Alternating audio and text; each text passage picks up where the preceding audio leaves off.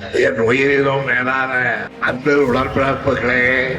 இந்த குரலை கேட்டவுடன் ஒவ்வொரு தமிழருக்கும் மெய்சில் இருக்கும். காரணம், அரை நூற்றாண்டுக்கு மேலாக தமிழனின் அனைத்து உரிமைகளுக்காகவும் ஓங்கி ஒலித்த முத்தமிழறிஞர் கலைஞரின் குரல் இது. புத்தகப்பை சுமந்து பள்ளி செல்ல வேண்டிய வயதில் தமிழ் கொடி ஏந்தி தன் 14 வயது முதல் தாய்மொழி காத்திடும் போரில் இறங்கியவர் கலைஞர்.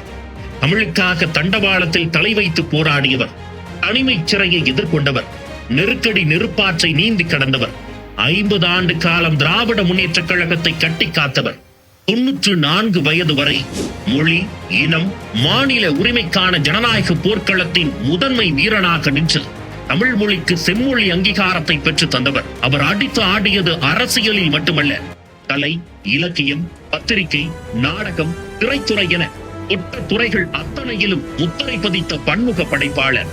அதனாலேயே கலைஞர் என அடைமொழியால் அலங்கரிக்கப்பட்டவர்.